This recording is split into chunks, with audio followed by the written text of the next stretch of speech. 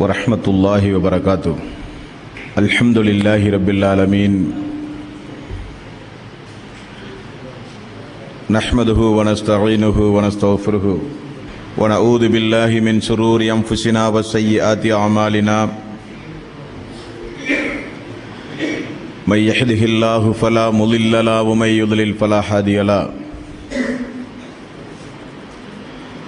واشهد ان لا اله الا الله وحده لا شريك له واشهد ان محمدا عبده ورسوله. يا ايها الذين امنوا اتقوا الله حق تقاته ولا تموتن الا وانتم مسلمون. يا ايها الناس اتقوا ربكم الذي خلقكم من نفس واحده وخلق منها زوجها وبث منهما رجالا كثيرا ونساء واتقوا الله الذي تساءلون به والارحام ان الله كان عليكم رقيبا. يا ايها الذين امنوا اتقوا الله وقولوا قولا سديدا يصلح لكم اعمالكم ويغفر لكم ذنوبكم ومن يطع الله ورسوله فقد فاز فوزا عظيما. فإن خير الحديث كتاب الله وخير الهدي هدي محمد صلى الله عليه وسلم وشر الأمور محدثاتها وكل محدثة بدعة وكل بدعة ضلالة وكل ضلالة في النار. வார்த்தைகளில் சிறந்தது அல்லாஹ்வினுடைய வார்த்தை என்றும், வழிகாட்டுதலில் சிறந்தது நபிகள் நாயகம் ஸல்லல்லாஹு அலைஹி வஸல்லம் அவர்களுடைய வழிகாட்டுதல் என்றும், காரியங்களில் மிக மிக கெட்டது மார்க்கங்களில் புதுமைகளை உண்டாக்குவது, ஒவ்வொரு புதுமையான காரியங்களும் வழிகேடுகள் அனைத்தும் உங்களை நரகில் கொண்டு போய் சேர்க்கும் என்று ரசூலுல்லாஹி ஸல்லல்லாஹு அலைஹி வஸல்லம் அவர்கள் தங்களுடைய ஒவ்வொரு சொற்பொழிவின் ஆரம்பத்திலும் இந்த மனித சமூகத்திற்கு நினைவுபடுத்தியதை இந்த நல்ல சந்தர்ப்பத்தில் அல்லாஹ்வினுடைய ஆலயத்தில் ஒன்று கூடியிருக்கின்ற உங்களது சிந்தனையில் ஆரம்பமாக அந்த நபிமொழியை பதிவு செய்து என்னுடைய இந்த உரையினை துவங்குகிறேன். எல்லாம் வல்ல அல்லாஹ் ரப்பல் ஆலமீன் இணை வைத்தலை விட்டும், பித்அத்துகள், அனாச்சாரங்கள், மூட பழக்க வழக்கங்கள், சடங்கு சம்பிரதாயங்களை விட்டும் அமல்களை பாழாக்கி மறுமை நாளில் நரகத்திற்கு அழைத்துச் செல்கின்ற அனைத்து தீய நடவடிக்கைகளை விட்டும் உங்களையும் என்னையும், உங்களது குடும்பத்தாரையும் எனது குடும்பத்தாரையும், நம் அனைவர்களையும் அல்லாஹ் காப்பாற்றுவதோடு அல்லாஹ்வினுடைய மார்க்கத்தில் சொல்லப்பட்ட சட்டதிட்டங்களை நம்முடைய வாழ்வில் நாம் முழுமையாக பின்பற்றி மரணிக்கின்ற பொழுது முஸ்லீமாக மரணித்து மறுமை நாளில் வெற்றி பெறுகின்ற ஒரு கூட்டத்தில் அல்லாஹ் நம் அனைவர்களையும் ஆக்கி அருள் புரிவானாக. அன்பார்ந்த சகோதரர்களே, தாய்மார்களே, பெரியோர்களே, இந்த மாதம் புனிதமிக்க ரமலானுடைய மாதம். இந்த மாதத்தில்தான் நன்மையும் தீமையும் பிரித்தறிந்து மனிதர்கள் நடக்கக்கூடிய திருக்குர்ஆன் இறக்கி அருளப்பட்ட மாதம் என்று அல்லாஹ் சொல்கிறான். 2வது அத்தியாயம் 185வது வசனம். ஷஹ்ரு ரமலான் அல்லதி உன்சில ஃபீஹில் குர்ஆன் ஹுதல் லின்னாஸ் வ பையினாத்தும் மினல் ஹுதா வல் ஃபுர்கான். ரமலானுடைய மாதம் எத்தகையது என்றால், இந்த மாதத்தில் தான் திருக்குர்ஆன் இறக்கி அருளப்பட்டது. மனிதர்கள் நன்மையும் தீமையும் பிரித்தறிந்து உணர்ந்து நடப்பதற்குண்டான திருக்குரான் இறக்கி அருளப்பட்ட மாதம் இந்த புனிதமிக்க ரமலானுடைய மாதம் என்று அல்லாஹ் சொல்கிறான். நரக நெருப்பிலே இருந்த மக்களுக்கெல்லாம் மிகப்பெரிய ஒரு நேர்வழிக்கு காரணமாக அமைந்தது இந்த திருக்குரான். அப்படிப்பட்ட திருக்குரான் இறக்கி அருளப்பட்ட இந்த ரமலானுடைய மாதத்தில் அந்த திருக்குரானினுடைய ஒரு சில விவரங்களை தொடர்ந்து இன்ஷா அல்லாஹ் இந்த உரையின் மூலம் நாம் அறிந்து கொள்ள கடமைப்பட்டிருக்கிறோம். அதில் முதலாவதாக ரசூலுல்லாஹி ஸல்லல்லாஹு அலைஹி வஸல்லம் அவர்களுக்கு அல்லாஹ் ரப்பல் ஆலமீன் இந்த திருக்குரானை எப்படி அருளினான் என்கிற பாடத்தை இன்றைய தினம் நாம் பார்க்கவிருக்கிறோம். அதாவது வஹியை பற்றிய பாடம். வஹி என்றால் நிறைய பரந்த விரிந்த ஒரு பொருள் அந்த அர்த்தத்திற்கு உண்டு, அந்த வார்த்தைக்கு உண்டு. சுருக்கமாக சொல்ல வேண்டுமானால் வஹி என்கிற அந்த வார்த்தையினுடைய அர்த்தம் யாரும் அறியாத விதத்தில் தொடர்பு கொள்பவர் மட்டும் புரிந்து கொள்ளுகிற வகையில் மிக மிக ரகசியமாகவும் அதே நேரத்தில் மிக வேகமாகவும் தொடர்பு கொள்வதற்கு பெயர் வஹி. மீண்டும் ஒரு முறை, வஹி என்றால் யாருடன் தொடர்பு கொள்கிறோமோ அவருக்கு மட்டும்தான் அந்த செய்தி தெரியும். அதுவும் வேகமாக இருக்கும், ரகசியமாக இருக்கும், வேறு யாருக்கும் அந்த செய்தி தெரியாது. அதற்கு பெயர் வஹி என்று அர்த்தம் கொள்ளலாம்.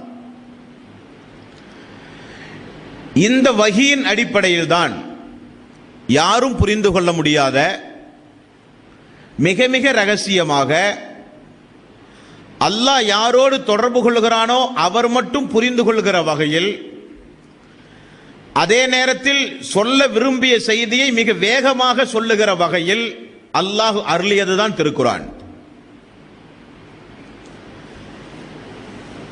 திருக்குரான் நபிகள் நாயகம் ஸல்லல்லாஹு அலைஹி வஸல்லம் அவர்களுக்கு அல்லாஹ் அருளியது எழுத்து வடிவிலா அல்லது ஒளி வடிவிலா?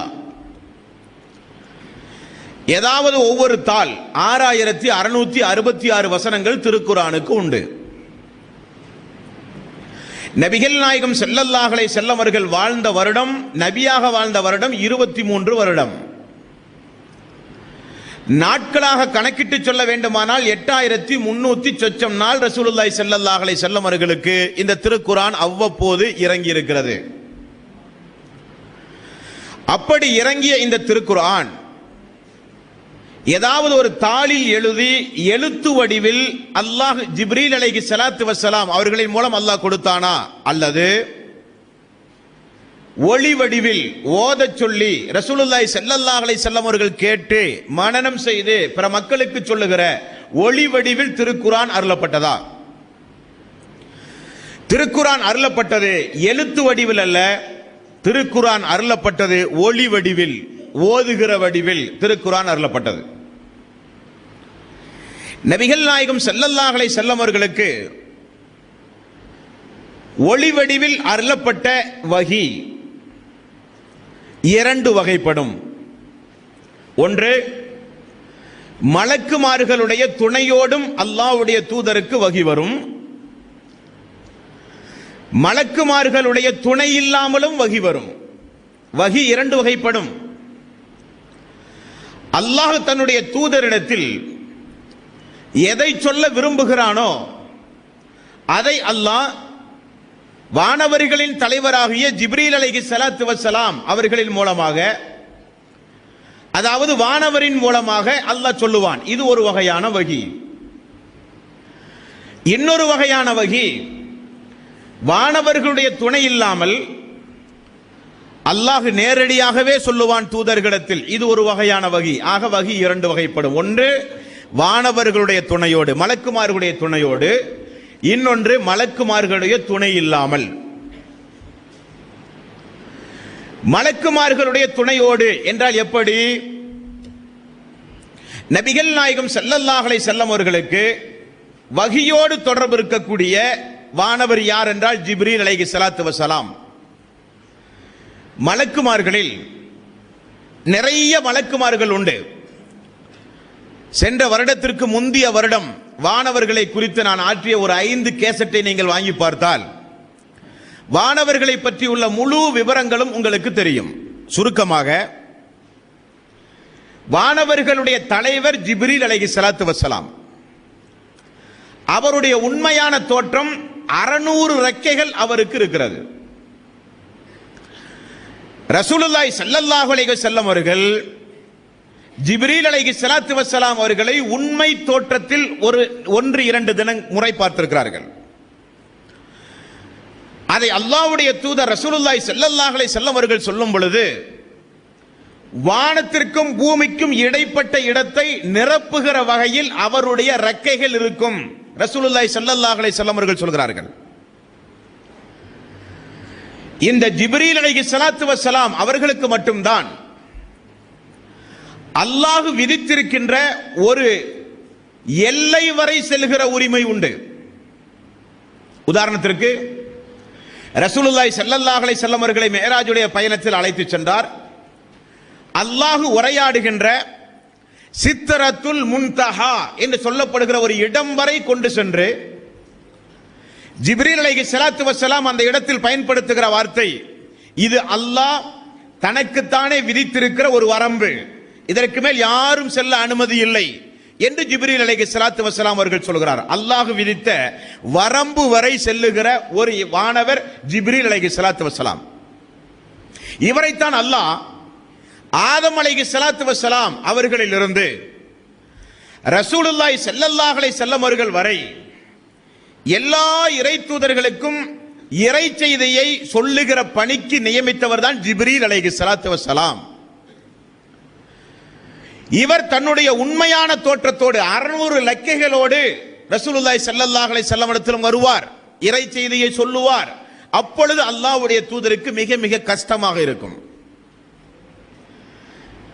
அதே ஜிப்ரீல் அலைஹிஸ்ஸலாத்து வஸலாம் மனித தோற்றத்திலும் வருவார், அழகான உருவத்திலும் வருவார், அழகான மனித தோற்றத்தோடு.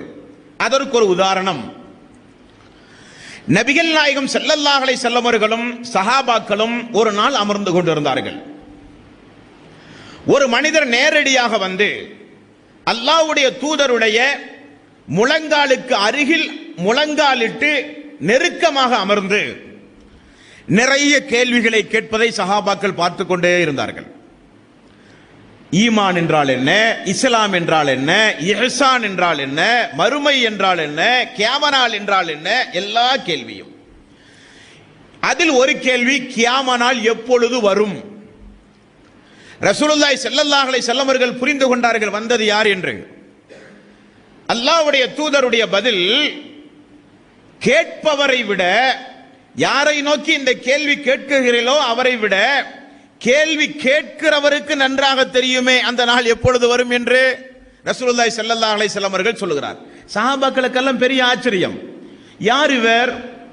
பயணத்தினுடைய களைப்பு இல்லை, அவருடைய மேனியில் சிறிது கூட தூசி கிடையாது, அவருடைய தலையினுடைய முடி சிறிது கூட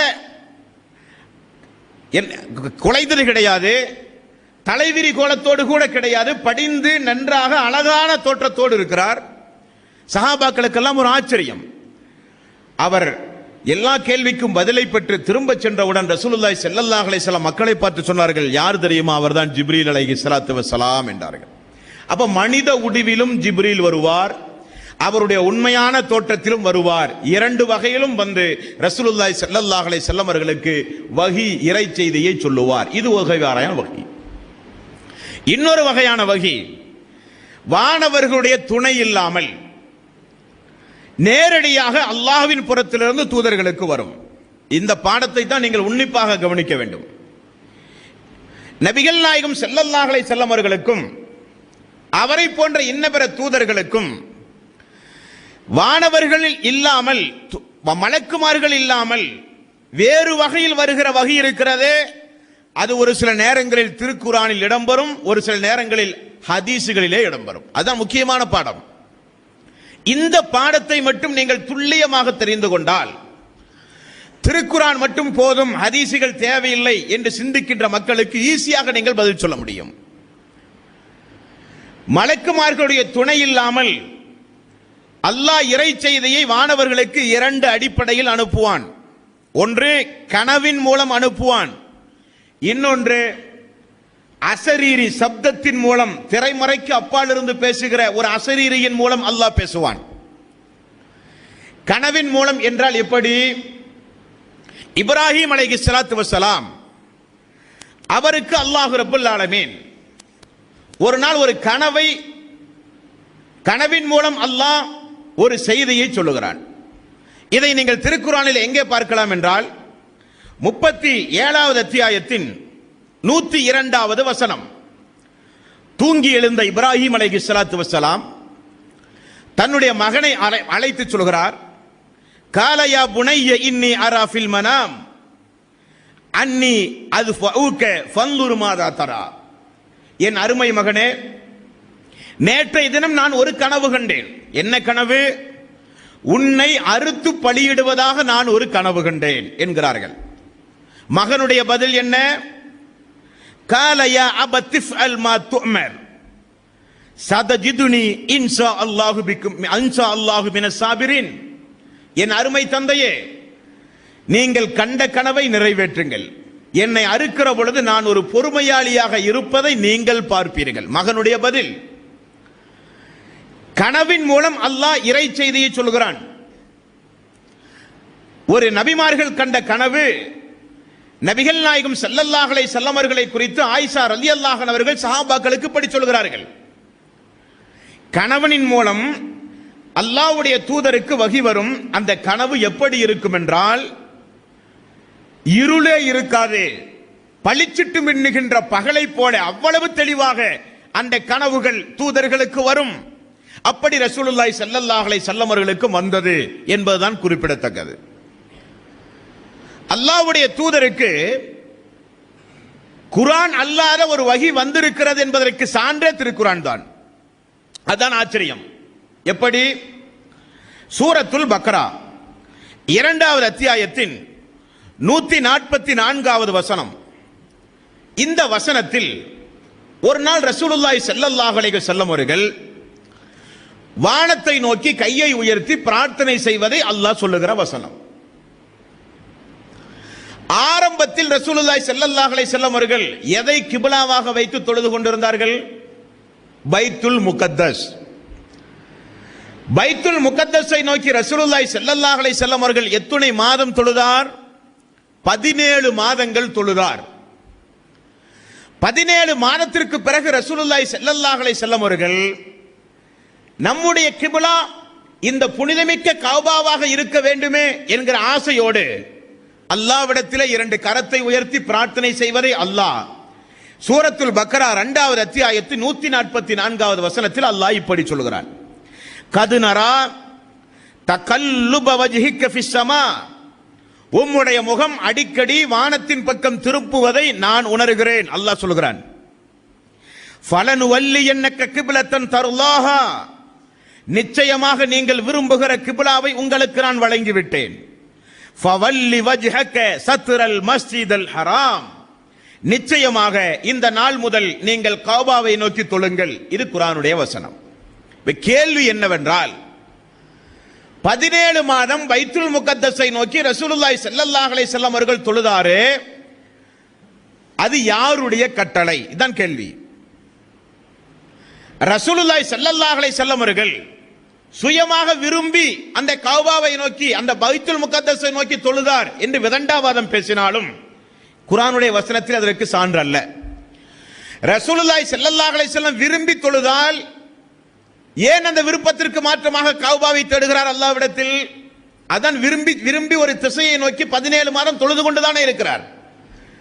கஅபாவை நோக்கி தொழ வேண்டிய, கஅபாவை விரும்ப வேண்டிய அவசியம் என்ன என்றால், பைத்துல் முகத்தஸை நோக்கி தொழுமாறு ஒரு கட்டளை தூதருக்கு பிறப்பிக்கப்பட்டிருக்கிறது. அந்த கட்டளை எங்கே? திருக்குர்ஆனில். அந்த கட்டளை திருக்குர்ஆன் முழுக்க நெடுக நீங்கள் பார்த்தாலும் அந்த கட்டளையை பார்க்க முடியாது. திருக்குர்ஆனுடைய 6666 வசனங்களை பார்த்தாலும் பார்க்க முடியாது. ஹதீஸ்களில் பார்க்கலாம். நபிகள் நாயகம் ஸல்லல்லாஹு அலைஹி வஸல்லம் 17 மாதம் பைத்துல் முகத்தஸை நோக்கி தொழுதார்கள் அல்லாஹ்வுடைய வஹீக்கேற்ப. திரும்ப ரசூலுல்லாஹி ஸல்லல்லாஹு அலைஹி வஸல்லம் அவர்கள் புனிதமிக்க கஅபாவை விரும்புகிறார். விருப்பத்திற்கு ஏற்றவாறு அல்லாஹ் சூரத்துல் பக்கரா 2வது அத்தியாயத்தின் 144வது வசனத்தை இறக்கி கிப்லாவை மாறுதல் செய்கிறான். ஆக இந்த 2வது அத்தியாயத்தின் 144வது வசனத்தின்படி ரசூலுல்லாஹி ஸல்லல்லாஹு அலைஹி வஸல்லம் அவர்களுக்கு அல்லாஹ் நேரடியாக கனவின் மூலம் நபிகள் நாயகம் ஸல்லல்லாஹு அலைஹி வஸல்லம் அவர்களுக்கு பைத்துல் முகத்தஸை நோக்கி தொழுமாறு கட்டளை பிறப்பித்த ஒரு ஆதாரம் இந்த வசனத்திலே உண்டு. அடுத்தது அல்லாஹ் தூதர்களோடு பேசுவது திரைமறைவுக்கு அப்பால் இருந்து. அதற்கு உதாரணம் நபிகள் நாயகம் ஸல்லல்லாஹு அலைஹி வஸல்லம் அவர்களுக்கு முன்னால் வாழ்ந்த மூசா அலைஹிஸ்ஸலாத்து வஸ்ஸலாம் நல்ல ஒரு உதாரணம். இவரோடு அல்லாஹ் எப்படி பேசியிருக்கிறான்?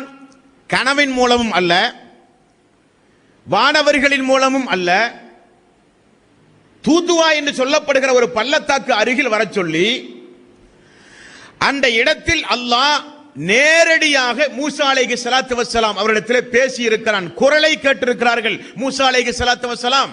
அப்ப திரைக்கப்பால் இருந்தும் அல்லாஹ் பேசி இருக்கிறான். ஆதாரம் 7வது அத்தியாயத்தின் 143வது வசனம்.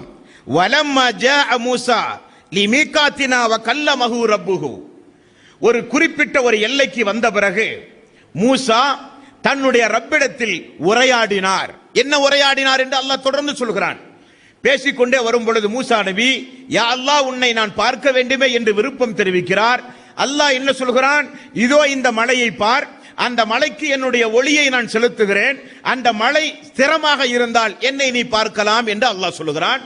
அவர் மலையை பார்க்கிறார், அல்லாஹ் தன்னுடைய ஒளியை செலுத்துகிறான், மலை தூள் தூளாக சிதறுகிறது.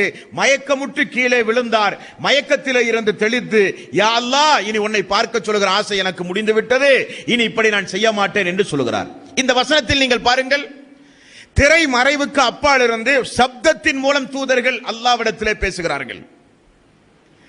ரசூலுல்லாஹி ஸல்லல்லாஹு அலைஹி வஸல்லம் அவர்கள் மிஅராஜுடைய பயணத்தில் சிர்தரத்துல் முன்தஹா என்று சொல்லப்படுகிற இடத்தில் வைத்து அல்லாஹ்வோடு பேசி இருக்கிறார்கள். புகாரி முஸ்லிம் நிறைய ஹதீஸ்களிலே பார்க்கலாம். அத்தஹியாத் ரசூலுல்லாஹி ஸல்லல்லாஹு அலைஹி வஸல்லம் அவர்களுக்கு அத்தஹியாத் எங்கே வைத்து யார் மூலம் இந்த அத்தஹியாத் ஓதுகிற இந்த துஆ கட்டளையிடப்பட்டது? ஜிப்ரீல் அலைஹிஸ்ஸலாத்து வஸ்ஸலாமுடைய அந்த மிஅராஜுடைய பயணத்தின் பொழுது அல்லாஹ்வின் புறத்திலிருந்து பெற்றதுதான் அத்தஹியாத்து லில்லாஹி வஸ்ஸலவாத் என்கிற தொழுகையின் போது ஓதுகிற அந்த துஆ. அப்ப ரசூலுல்லாஹி ஸல்லல்லாஹு அலைஹி வஸல்லம் அவர்களும் திரைக்கு அப்பால் இருந்து பேசி இருக்கிறார்கள். மூசா அலைஹிஸ்ஸலாத்து வஸ்ஸலாம் அவர்கள் திரைக்கு அப்பால் இருந்து பேசி இருக்கிறார்கள். கனவின் மூலம் இப்ராஹிம் அலைஹிஸ்ஸலாத்து வஸ்ஸலாம் அவர்களிடத்தில் அல்லாஹ் பேசுகிறான். பைத்துல் முகத்தஸை நோக்கி தொழுங்கள் என்கிற கட்டளை கனவின் மூலம் பிறப்பிக்கப்பட்டிருக்கிறது. ஆயிஷா ரலியல்லாஹு அன்ஹா அவர்கள் ரசூலுல்லாஹி ஸல்லல்லாஹு அலைஹி வஸல்லம் அவர்களுக்கு வஹீயினுடைய களவு எப்படி இருக்கும் என்றால், அது இரவே இருக்காது, பளிச்சிட்டு மின்னுகின்ற பகலை போல இருக்கும் என்கிற ஹதீஸ்களின் மூலம் அல்லாஹ் எப்படி தூதர்களிடத்திலே வஹீயின் மூலம் தொடர்பு வைத்திருக்கிறான் என்கிற பாடத்தை நம்மால் பெற முடிகிறது. அடுத்த அன்பார்ந்த சோர்களே, சரி, இப்படியெல்லாம் அல்லாஹ் தூதர்களோடு இந்தந்த அடிப்படையில் உரையாடி இருக்கிறான் என்பது உண்மையானால், அடுத்த கேள்வி, உரையாடுகிறான், வஹி இருக்கிறது, இதெல்லாம் சாத்தியம் திருக்குர்ஆனிலே உண்டு என்றால் 42வது அத்தியாயத்தின் 51வது வசனம், இந்த வசனத்தில் அல்லாஹ் அந்த 3 அடிப்படையை சொல்லுகிறான். எந்த 3 அடிப்படை? நான் கனவின் மூலம் தூதர்களிடத்திலே பேசுவேன், திரைக்கு அப்பால் இருந்தும் தூதர்களிடத்திலே பேசுவேன், மலக்குமார்களை அனுப்பியும் தூதர்களிடத்திலே பேசுவேன். 3 அடிப்படையில் என்னுடைய வஹீகள் அமையும் அல்லாஹ் சொல்கிறான். 42வது அத்தியாயம் 51வது வசனம், வமா கான லிபஸரின் அன் யுகல்லிமஹுல்லாஹு இல்லா வஹியன். அல்லாஹ் தூதர்களோடு வஹீயின் மூலம் பேசுவான் நேரடியாக. அவு மின் வராஇன் ஹிஜாப், திரைமறைவுக்கு அப்பால் இருந்தும் அல்லாஹ் பேசுவான். அவு யுர்சில ரசூலன் ஃபயூஹிய பிஇذனிஹி மா யஷா. அல்லாஹ் ஒரு தூதர்களை அனுப்பியும் வானவர்களை அனுப்பியும் அல்லாஹ் பேசுவான். 3 அடிப்படையும் அல்லாஹ் திருக்குர்ஆனிலே தான் சொல்லுகிறான். 1, மலக்குமார்களோடு அல்லாஹ் பேசுவான். 2, கனவின் மூலம் தூதர்களோடு பேசுவான். 3 திரைக்கு அப்பால் இருந்தும் பேசுவான். எல்லாம் மார்க்கம் என்று அல்லாஹ் போதிக்கிறான். அதான் முக்கியமான விஷயம். சரி, நாம் எல்லாம் முஸ்லிம்கள். அல்லாஹ் திருக்குர்ஆனிலே சொல்கிறான், ரசூலுல்லாஹி ஸல்லல்லாஹு அலைஹி வஸல்லம் அவர்கள் போதிக்கிறார்கள். ஆகவே வஹியை நாம் நம்புகிறோம். இருந்தாலும் அது எந்த அளவுக்கு சாத்தியம் என்கிற ஒரு கேள்வி நம்முடைய உள்ளத்தில் எழுவது இயற்கை. அன்பார்ந்த சகோதரர்களே, இஸ்லாம் வந்த பிறகு 1426 தாண்டி இன்றைக்கு நாம் எல்லாம் இருக்கிறோம். இன்றைய நவீன யுகத்தை நீங்கள் ஆய்வு செய்து பார்த்தால், மனிதன் ஆரம்பத்தில் ஒரு மனிதன் இன்னொரு மனிதனை தொடர்பு கொள்ள வேண்டுமானால் தொடர்பு சாதனமாக எதை வைத்திருந்தான்? புறாவினுடைய காலில் ஏதாவது செய்திகளை கட்டி அனுப்புகிற பழக்கம் இருந்தது ஆரம்ப காலகட்டத்தில். அதிலிருந்து மனிதன் சன்னமாக முன்னேற ஆரம்பித்தான். முன்னேற ஆரம்பித்து இன்றைக்கு மனித தொடர்பு சாதனங்கள் எந்த அளவுக்கு வளர்ந்திருக்கிறது என்றால், கையடக்க போன், செல்போன் என்கிறார்கள், தொலைபேசி, வானொலி, எவ்வளவோ மாற்றங்கள் இந்த நவீன காலகட்டத்தில் மனிதர்கள் தொடர்பு சாதனங்களாக இன்றைக்கு வைத்திருக்கிறார்கள். வானொலி பெட்டிகள், தொலைக்காட்சிகள், தொலைபேசிகள், செல்போன்கள், இமெயில், இன்டர்நெட், ஃபேக்ஸ். இந்த உலகத்தில் இருக்கக்கூடிய கடைக்கோடி பல லட்சோப லட்ச தொலைவு மீட்டரில் இருக்கக்கூடிய ஒரு மனிதன் உங்களோடு தொடர்பு கொள்ள வேண்டுமானால் கண் இமைக்கும் நேரத்திற்குள் இன்றைக்கு தொடர்பு கொள்ள முடிகிறதா இல்லையா? எப்படி? இது எப்படி சாத்தியம்? எங்கோ இருக்கிற ஒரு மனிதன் உலகத்தினுடைய இன்னொரு கடைக்கோடியில் இருக்கிற ஒரு மனிதனிடத்தில் பேச நினைத்தாலும் உடனடியாக பேசுகிறான். பேச வேண்டிய வார்த்தையை ஒரு தாளில் எழுதி தாளை அனுப்ப நினைத்தால் கூட உடனடியாக ஃபேக்ஸின் மூலம் அனுப்புகிறான். அவன் எண்ணுகிற எண்ணத்தை எழுத்து வடிவத்தில் கம்ப்யூட்டரில் பதிவு செய்து உடனடியாக இமெயிலின் மூலம் அனுப்புகிறான். எவ்வளவோ தொடர்பு சாதனங்கள் இன்றைக்கு வந்துவிட்டது. இந்த தொடர்பு சாதனங்கள் நம்முடைய கையில் வருகிற பொழுது இடையிலே பாருங்கள், எவ்வளவு பெரிய பாலைவனங்கள், அடர்ந்த காடுகள், எவ்வளவு கடல்கள், அனைத்தையும் தாண்டி கண்ணிமைக்கும் நேரத்திற்குள் தாள்களாக ஒளி வடிவத்தில், எழுத்து வடிவத்தில் மனிதன் இன்றைக்கு ஒரு செய்தி பரிமாற்றம் வைக்கிறானா இல்லையா? உலகத்தில் உண்டு, சாதாரணமாக உண்டு. சரி, வஹி வருகிறது என்கிறீர்கள். ரசூலுல்லாஹி ஸல்லல்லாஹு அலைஹி வஸல்லம் அவர்களை சுற்றி நிறைய சஹாபாக்கள் இருந்திருக்கிறார்கள். அவர்களுக்கு அந்த வஹி வந்த சப்தமே தெரியாதா என்றால் தெரியாது. அது யாரோடு அல்லாஹ் தொடர்பு கொள்கிறானோ அவருக்கு மட்டுமே தான் தெரியும். அதுவும் சாத்தியம் தானே. உதாரணத்திற்கு, அல்லாஹ்வால் படைக்கப்பட்ட ஒரு படைப்பு இன்றைக்கு இந்த துனியாவிலே உண்டு. என்ன படைப்பு? வெட்டுக்கிளி என்கிற ஒரு படைப்பு உண்டு. இதை குறித்து இன்றைய விஞ்ஞானிகள் என்ன சொல்கிறார்கள் தெரியுமா? வெட்டுக்கிளி, உங்களோடு வாழ்கிற அந்த வெட்டுக்கிளி இன்னொரு வெட்டுக்கிளியோடு தொடர்பு கொள்ள வேண்டுமானால் அது எப்படி பேசுகிறது என்று ஆய்வு செய்தார்கள். எப்படி பேசுகிறதாம்? ஒரு வெட்டுக்கிளி தன்னுடைய காலோடு இன்னொரு காலை கொண்டு உரசுகிறது. அதிலிருந்து ஒரு சப்தம் வருகிறது. இந்த சப்தம் 1/2 கிலோமீட்டர் தொலைவில் இருக்கக்கூடிய இன்னொரு வெட்டுக்கிளி புரிந்து அது என்ன பேசுகிறது என்பதை தெரிகிறதாம். அந்த அளவுக்கு அது சப்தம் வாய்ந்ததாம். அந்த சப்தம் நம்முடைய காதிலே விழுகிறதா? இல்லை. 1/2 டன் 500 கிலோ எடை கொண்ட காற்றையும் காண்டி தருகிற அளவுக்கு அதனுடைய இசை கூடுதல் பவர் உள்ளது. அந்த அளவுக்கு கடுமையான இசை இருந்தாலும் நம்முடைய காதுகளிலே விழுவது கிடையாது. ரசூலுல்லாஹி ஸல்லல்லாஹு அலைஹி வஸல்லம் அவர்கள் சொன்னார்கள், ஒரு அடியான், கெட்ட அடியான் இறந்து போனால் அவனுக்கு கபரில் கடுமையான தண்டனை கொடுக்கப்படுகிறது. அந்த தண்டனையை, அவன் அலறுகிற சப்தத்தை மனிதன் கேட்க முடியாது, எல்லா உயிர் ஜீவராசிகளும் கேட்க முடியும். ரசூலுல்லாஹி ஸல்லல்லாஹு அலைஹி வஸல்லம் அவர்கள் சொன்னார்கள், சப்தத்தை கேட்பது என்பது அல்லாஹ் ஒவ்வொரு மனிதர்களுக்கு, ஒவ்வொரு உயிர் ஜீவராசிகளுக்கு ஒவ்வொரு வகையான ஆற்றலை வைத்திருக்கிறான். இது உலகத்தில் இருக்கிற காரண காரியங்கள். அப்ப உலகத்தில் எங்கோ ஒரு மூலையிலிருந்து இன்னொரு மூலையில் இருக்கிற ஒரு மனிதனை மனிதன் தொடர்பு சாதனங்களை கொண்டு தொடர்பு கொள்ள முடியும் என்றால் அல்லாஹுவால் முடியுமா முடியாதா? அதான் கேள்வி. முடியும். இனி ஒரு சிறிய ஒரு உதாரணம் பாருங்கள். 1962 இருந்து துவங்கியது விண்வெளி மண்டலத்திற்கு மனிதன் பயணமாகிற நாள். 1962, 1964, 1966, 1969 சன்னஞ்சன்னமாக மனிதன் ஒவ்வொரு 2 ஆண்டுக்கும் ஒரு முறை விண்கலத்தை விண்வெளி மண்டலத்தில் ராக்கெட்டை மனிதன் அனுப்ப ஆரம்பித்தான். மனிதர்கள் செல்கிற ராக்கெட்டுகள் விண்வெளி மண்டலத்தினுடைய பல்வேறு காட்சிகளை புகைப்படம் எடுத்து உலகத்திற்கு கொண்டு வந்தான். வானத்திற்கு செல்கிறான் மனிதன், விண்வெளி மண்டலத்திற்கு செல்கிறான் மனிதன் அதற்குரிய சாதனங்களோடு. அங்கிருந்து பல்வேறு வகையான பொருள்களை எடுத்து வந்தான் இந்த உலகத்திற்கு. அது மெல்ல மெல்ல மெல்ல முன்னேறி 1969 ஆண்டு, இந்த ஆண்டில் மனிதனுடைய அறிவு எந்த அளவுக்கு முன்னேறியது என்றால், அப்பல்லோ 2 என்று சொல்லப்படுகிற ஒரு விண்கலம் மனிதனால் கண்டுபிடிக்கப்பட்டது. இந்த விண்கலத்துடைய தனிச்சிறப்பு என்னவென்றால், மனிதன் உள்ளே ஏறி செல்ல வேண்டிய அவசியம் இல்லை. இந்த விண்கலம் தானாகவே விண்வெளி மண்டலத்திற்கு சென்று தானாகவே புகைப்படம் எடுத்து தானாகவே அதற்குரிய ஆய்வு மையத்திற்கு உடனடியாக அனுப்புகிற ஆற்றல் படைத்தது. இதை கண்டுபிடிப்பதற்கு ஆன முதல் செலவு எவ்வளவு தெரியுமா? முதல் செலவு $2,50,00,000 கோடி. நம்முடைய பணத்தில் சொல்ல வேண்டுமானால் 1,17,500 கோடி ரூபாய் செலவில் கண்டுபிடிக்கப்பட்டது. 10,000 நிறுவனங்களில் உடைய 2,50,000 ஊழியர்களை கொண்டு கண்டுபிடிக்கப்பட்டது. அதனுடைய பேர் பார்ட்ஸ் 70 லட்சம் பேர் பார்ட்ஸ். இப்படி ஒரு விண்கலம் தயாரிக்கப்பட்டு விண்வெளி மண்டலத்திற்கு அனுப்பினார்கள் 1969.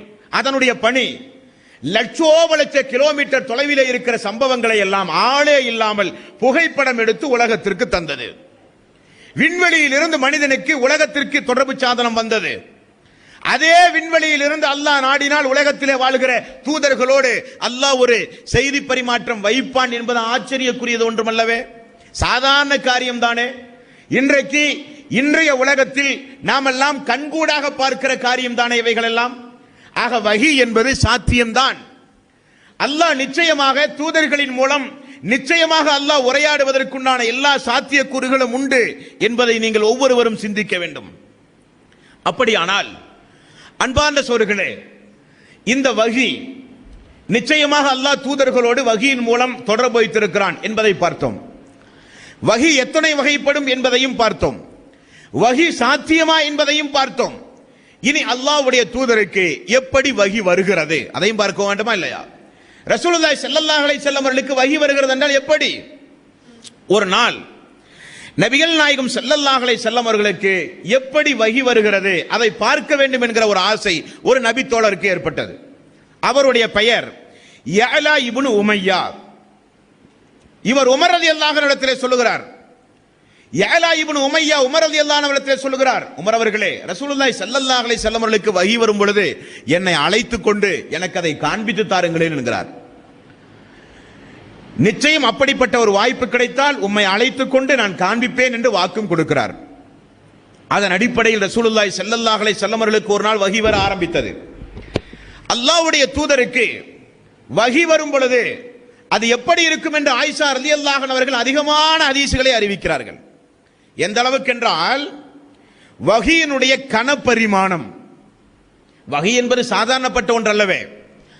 சாதாரண ஒரு மொபைல் போன், செல்போனை இன்றைக்கு சொல்லுகிறார்கள், அது சேட்டலைட்டின் மூலம் வருகிற கதிர்வீச்சு கொண்டது, ஜாக்கிரதையாக பயன்படுத்துங்கள் என்று சொல்லுகிறார்கள். அல்லாஹ்வுடைய வஹி என்பது சாதாரணப்பட்ட ஒன்று அல்ல. அதனுடைய கனப்பரிமாணத்தை நபிகள் நாயகம் ஸல்லல்லாஹு அலைஹி வஸல்லம் அவர்களுக்கு வஹி வருகிற கனப்பரிமாணத்தை ஆயிஷா ரலியல்லாஹு அன்ஹா அவர்கள் ஒரு நாள் இப்படி சொல்கிறார்கள். ஒட்டகத்தின் மீது ரசூலுல்லாஹி ஸல்லல்லாஹு அலைஹி வஸல்லம் அவர்கள் அமர்ந்து கொண்டிருந்தால் அந்த வஹி வருகிற பொழுது வஹியினுடைய அந்த கணம் தாங்காமல் ஒட்டகமே அமர்ந்து விடுமாம்.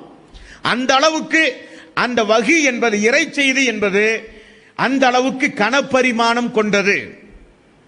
ஆயிஷா ரலியல்லாஹு அன்ஹா அவர்கள் சொல்கிறார்கள், கடுமையான குளிராக இருக்கும், எங்களால் அந்த குளிரை தாக்கு பிடிக்க கூட முடியாது. அப்படிப்பட்ட குளிரில் கூட ரசூலுல்லாஹி ஸல்லல்லாஹு அலைஹி வஸல்லம் அவர்களுக்கு இந்த வஹி வந்தால் அவருடைய மேனியெல்லாம் நனைந்து விடும் வியர்வையால், அந்த அளவுக்கு கஷ்டப்படுவார். வஹி வந்து போனவுடன் ரசூலுல்லாஹி ஸல்லல்லாஹு அலைஹி வஸல்லம் அவர்களை பார்த்தால் அடித்து போட்டதை போல சுருண்டு கிடப்பார்கள் நபிகள் நாயகம் ஸல்லல்லாஹு அலைஹி வஸல்லம் அவர்கள். அந்த அளவுக்கு வஹி என்பது மிகப்பெரிய கனப்பரிமாணம் உடையது. அப்படி நபிகள் நாயகம் ஸல்லல்லாஹு அலைஹி வஸல்லம் அவர்களுக்கு ஒரு நாள் வஹி வருகிறது. யஅலா இப்னு உமையா அவர்கள் ஏற்கனவே உமர் ரலியல்லாஹு அன்ஹு இடத்திலே சொல்லி இருந்தார்கள். உமர் அவர்கள் ஒரு நாள் ஓடி போய் யஅலா இப்னு உமையாவை அழைத்து, இதோ ரசூலுல்லாஹி ஸல்லல்லாஹு அலைஹி வஸல்லம் அவர்களுக்கு வஹி வந்து கொண்டிருக்கிறது என்பதை அழைத்து காண்பித்தாராம். அப்பொழுது யஅலா இப்னு உமையா அவர்கள் சொல்கிறார், நான் பார்த்தேன் ரசூலுல்லாஹி ஸல்லல்லாஹு அலைஹி வஸல்லம் உடைய முகத்திலே ஒரு மேலாடை இருந்தது. அந்த மேலாடைக்குள் அவருக்கு மூச்சு திணறிக் கொண்டிருந்தது. மேலாடையை அகற்றி ரசூலுல்லாஹி ஸல்லல்லாஹு அலைஹி வஸல்லம் மேலாடை உமர் அவர்கள் அகற்றி காண்பித்தார். இதோ ரசூலுல்லாஹி ஸல்லல்லாஹு அலைஹி வஸல்லம் அவர்களுக்கு வஹி வந்து கொண்டிருக்கிறது என்று எனக்கு காண்பித்தார்கள். மூச்சு திணறிக் கொண்டிருந்தது, உடம்பெல்லாம் வியர்த்திருந்தது. நான் நேரடியாக பார்த்தேன் என்று யஅலா இப்னு உமையா ரலியல்லாஹு அன்ஹு அவர்கள் சொல்கிறார்கள். சஹாபாக்கள் தங்களுக்குள் பேசுவார்கள், நாங்கள் ரசூலுல்லாஹி ஸல்லல்லாஹு அலைஹி வஸல்லம் அவர்களோடு இருப்போம், எங்களோடு ரசூலுல்லாஹி ஸல்லல்லாஹு அலைஹி வஸல்லம் அவர்கள் பேசிக்கொண்டே இருப்பார். அல்லாஹ்வுடைய தூதர் திடீரென்று ஒரு சில நேரத்திலே மௌனமாவார். அப்பொழுது நாங்கள் யாரும் பேச மாட்டோம். காரணம், அவரிடத்திலே ஜிப்ரீல் அலைஹிஸ்ஸலாத்து வஸ்ஸலாம் அவர்கள் வந்து கொண்டிருக்கிறார் என்பதை நாங்கள் புரியுவோம். இப்படி நபிகள் நாயகம் ஸல்லல்லாஹு அலைஹி வஸல்லம் அவர்களுக்கு வஹி வருகிறது. அந்த வஹியின் மூலம்தான் திருக்குர்ஆன் அருளப்பட்டது. அப்படி முதலில் ரசூலுல்லாஹி ஸல்லல்லாஹு அலைஹி வஸல்லம் அவர்களுக்கு வஹி வந்து அவர் தூதராக தேர்வு செய்த மாதம் தான் இந்த மாதம், ரமதானுடைய மாதம். அதைத்தான் அல்லாஹ் சூரத்துல் பக்ரா 2வது அத்தியாயம் 185வது வசனம், ஷஹ்ரு ரமலான் அல்லதி உன்சில ஃபீஹில் குர்ஆன் ஹுதல் லின்னாஸ் வ பையினாத்தும் மினல் ஹுதா வல் ஃபுர்கான். நன்மையும் தீமையும் பிரித்தறிந்து நடக்கக்கூடிய திருக்குர்ஆனை மனிதர்களுக்காக இந்த ரமதானுடைய மாதத்தில் தான் அல்லாஹ் அருளினான். ரசூலுல்லாஹி ஸல்லல்லாஹு அலைஹி வஸல்லம் அவர்களுக்கு 40 வயது. மக்காவிலே இருக்கிற அறியாமை கால பழக்க வழக்கங்களை எல்லாம் பார்த்து மனம் வெந்து போய் ஒரு தனிமையை விரும்பி அவருக்கு தெரிந்த விதத்தில் அல்லாஹ்விடத்திலே பிரார்த்தனை செய்து கொண்டிருந்த நேரம், ஏதோ ஒரு வகையில் விபச்சாரத்திலே இருந்து ஒதுங்கி, கொலை கொள்ளை வட்டி கொடுமை போன்ற மாபாதகமான காரியத்திலே இருந்து ஒதுங்கி, சிறு பிராயத்தில் மக்கள் நடத்துகிற குறும்புத்தனமான காரியத்திலே இருந்து ஒதுங்கி, ஹிரா குகையை தேர்வு செய்து தனிமையில் அமர்ந்து அல்லாஹ் அல்லாஹ் என்று சொல்லி அல்லாஹ்விடத்திலே பிரார்த்தனை செய்து கொண்டிருந்த நேரம், அப்பொழுதுதான் அல்லாஹ் தேர்வு செய்கிறான் ரசூலுல்லாஹி ஸல்லல்லாஹு அலைஹி வஸல்லம் அவர்களை. அப்பொழுதுதான் நாம் பார்த்த இந்த வஹி என்கிற இந்த இறை செய்தி ரசூலுல்லாஹி ஸல்லல்லாஹு அலைஹி வஸல்லம் அவர்களுக்கு முதலில் இறங்குகிறது. முதலில் இறங்கிய வசனம் எது? 95வது அத்தியாயத்தின் 1 முதல் 6 வரை உள்ள வசனம். அப்படியே ரசூலுல்லாஹி ஸல்லல்லாஹு அலைஹி வஸல்லம் அவர்கள் எல்லோரும் இரவு நேரத்தில் உறங்கிக் கொண்டிருக்கும் பொழுது அவர் மட்டும் விழித்திருந்த அந்த ஹிரா குகையில் 600 ரெக்கைகளோடு ஜிப்ரீல் அலைஹிஸ்ஸலாத்து வஸ்ஸலாம் அவர்களை முதலில் முழு உருவத்தோடு பார்த்தார் ரசூலுல்லாஹி ஸல்லல்லாஹு அலைஹி வஸல்லம் அவர்கள். கட்டி அணைத்தார்கள் ஜிப்ரீல்.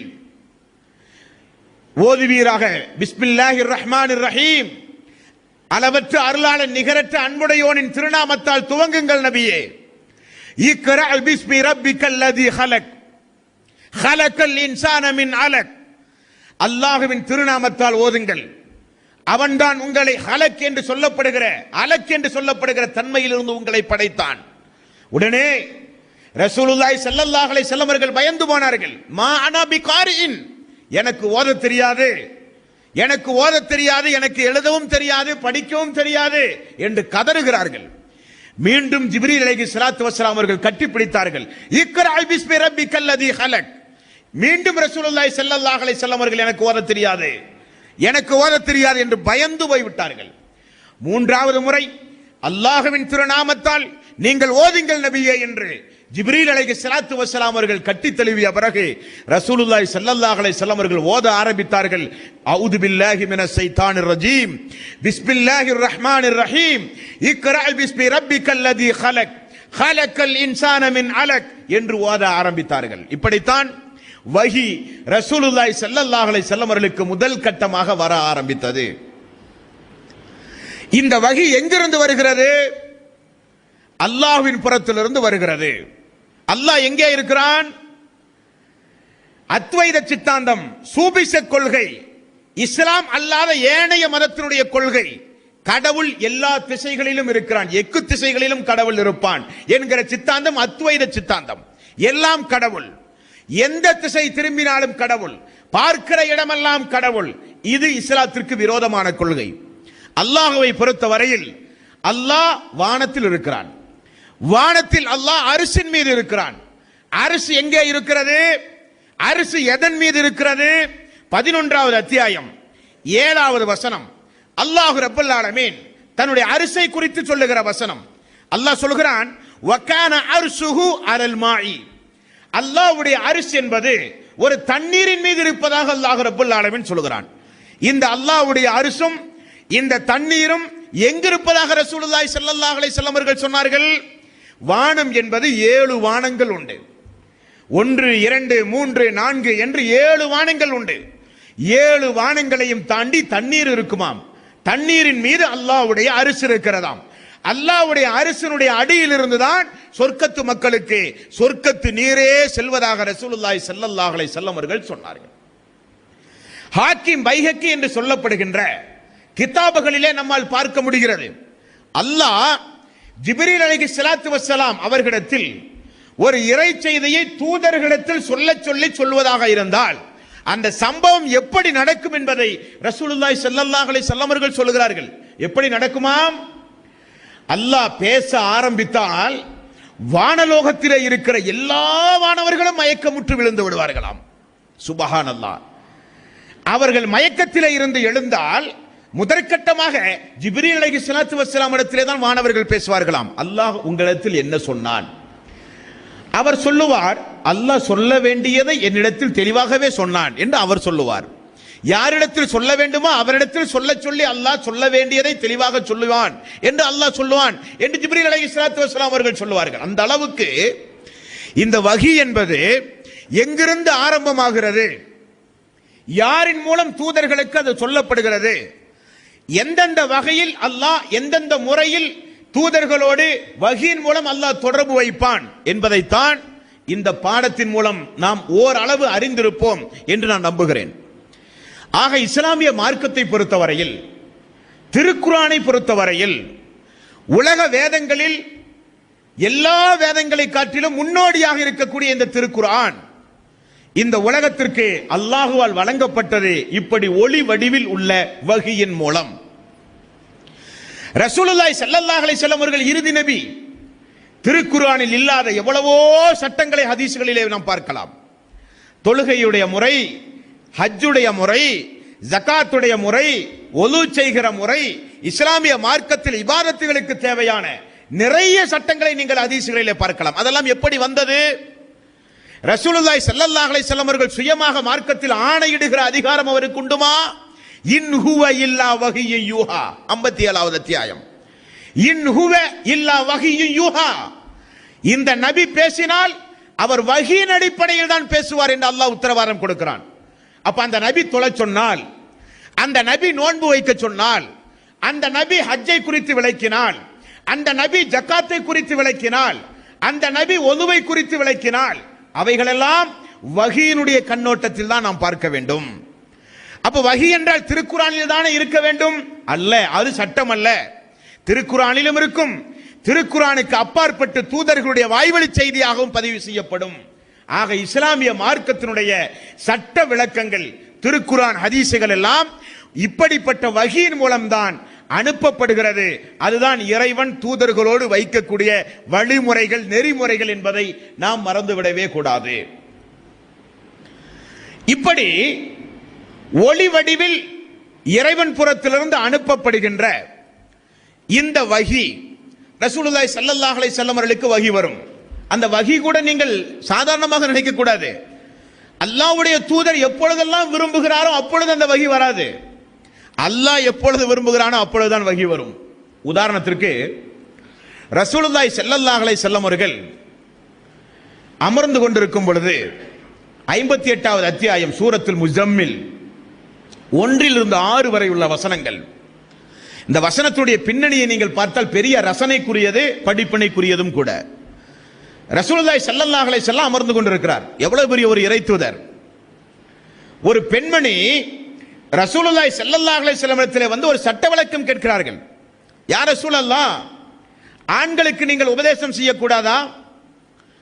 உங்களை சுற்றி இருக்கிற ஆண்கள் எல்லாம் பெண்களை பார்த்து நீ என்னுடைய தாயை போல இருக்கிறாய் என்று சொல்லி எங்களை விவாகரத்து செய்து விடுகிறார்கள். யா ரசூலல்லாஹ், அன்றைய கால மக்களிடத்தில் ஒரு பழக்கம் இருந்தது. கணவன் மனைவிக்கு தகராறு என்றால், தலாக் சொல்ல வேண்டும் என்றால் உடனடியாக கணவன் என்ன சொல்லுவான்? என்னுடைய தாயை போல இருக்கிறாய் என்று சொன்னால் விவாகரத்து ஏற்பட்டுவிடும். இப்படி சொல்லி சொல்லி நிறைய பெண்கள் பாதிக்கப்பட்டார்கள். அப்பொழுது ஒரு பெண் கையில் குழந்தையோடு ரசூலுல்லாஹி ஸல்லல்லாஹு அலைஹி வஸல்லம் வந்தார்கள். யா ரசூலல்லாஹ், இதற்கு ஒரு முடிவு தெரிந்தாக வேண்டும்.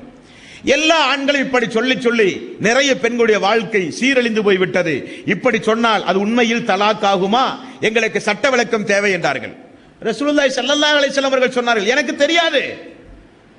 அல்லாஹ்வுடைய தூதருடைய பதில், எனக்கு தெரியாது. நான் ஒரு இறை தூதர். அல்லாஹ் அது குறித்து ஏதாவது வஹி அனுப்பினால் நான் உங்களுக்கு சொல்லுகிறேன். யார் சொல்லுகிற பதில்? இறை தூதர் சொல்லுகிற பதில். கேட்டு விட்டார்களே, நாம் ஒரு இறை தூதர் ஆயிற்று, ஏதாவது ஒரு பதிலை சொல்ல வேண்டுமே என்று சொன்னால் தூதர்கள் உடனடியாக கண்டிக்கப்படுவார்கள். காரணம் மார்க்கத்தை பொறுத்தவரையில் சட்டன முடிவெடுத்து சொல்லுகிற அதிகாரம் தூதர்களுக்கே கிடையாது. ரசூலுல்லாஹி ஸல்லல்லாஹு அலைஹி வஸல்லம் அவர்கள், நாளை வாருங்கள், வஹி வந்தால் சொல்லுகிறேன் என்கிறார்கள். அந்த பெண்மணி நாளை வந்தால் ரசூலுல்லாஹி ஸல்லல்லாஹு அலைஹி வஸல்லம் அவர்கள் சொன்ன பதில், வஹி இன்னும் வரவில்லை, மீண்டும் மறுநாள் வாருங்கள். மறுநாளும் வந்தார்கள். ரசூலுல்லாஹி ஸல்லல்லாஹு அலைஹி வஸல்லம் பதில் சொல்ல முடியவில்லை. அந்த பெண்மணி கடுமையாக கோபப்பட்டார். நீங்கள் ஒரு இறை தூதர், வஹியோடு தொடர்புடையவர், மக்களுடைய பிரச்சனைகளுக்கு ஏற்றவாறு அவ்வப்போது ஜிப்ரீல் மூலம் வஹியை பெற்று சட்ட விளக்கம் சொல்லக்கூடியவர், உங்களிடத்தில் வந்து பாதிப்படைந்த நான் நிவாரணம் தேடி வந்த பொழுது எனக்கு எந்த பதிலையும் சொல்லாமல் தினந்தோறும் என்னை நடக்க வைப்பது நியாயமா என்று சொல்லி தூதரிடத்திலே சண்டைக்கு போன சம்பவம். அப்பொழுதுதான் அல்லாஹ் இறக்கினான், கது சமி அல்லாஹு கௌலல்லதி. அந்த பெண்ணும் தூதரும் நடத்திய உரையாடலை அல்லாஹ் நன்கு அறிவான் என்று சொல்லி அல்லாஹ் வஹியே அனுப்புகிறான். வஹி வந்தவுடன் ரசூலுல்லாஹி ஸல்லல்லாஹு அலைஹி வஸல்லம் அவர்கள் உடனே அந்த பெண்மணிக்கு அழைப்பு கொடுத்து, பெண்மணி வந்தவுடன் சட்டத்தை தொடர்ந்து சொன்னார்கள்.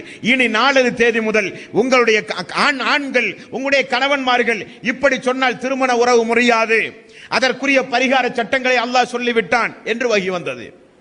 ஏன் நான் இதை சொல்லுகிறேன் என்றால், வஹி என்பது, இறை செய்தி என்பது, அல்லாஹ் எப்பொழுது எந்த செய்தியை சொல்ல நாடுகிறானோ அப்பொழுதுதான் அல்லாஹ் சொல்லுவான்.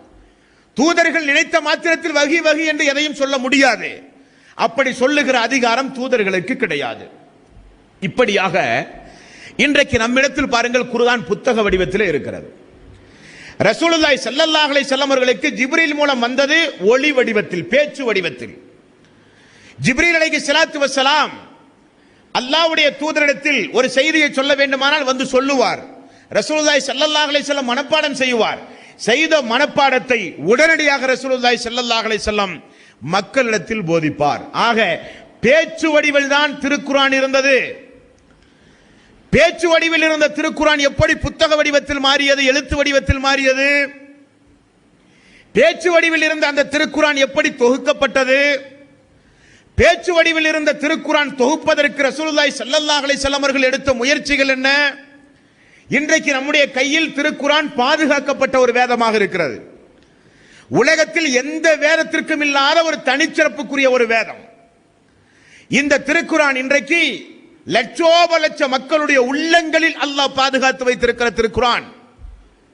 ஒரு பைபிளுக்கோ ஒரு பகவத்கீதைக்கோ அல்லது வேற ஏதாவது புத்த மதத்தினுடைய சித்தாந்தத்திற்கோ இல்லாத ஒரு இறை வேதத்தினுடைய சிறப்பு இந்த திருக்குர்ஆன். இன்றைக்கு நம்முடைய கையில் உள்ள திருக்குர்ஆன் வாசிக்கக்கூடிய வகையில் உள்ள ஜபர், ஜேர், பேஸ் போன்ற வாசிக்கக்கூடிய வகையில் உள்ள அடைக்குறிப்புகளோடு உள்ள திருக்குர்ஆன் எப்படி உருவாக்கப்பட்டது அன்பார்ந்த சகோதரர்களே?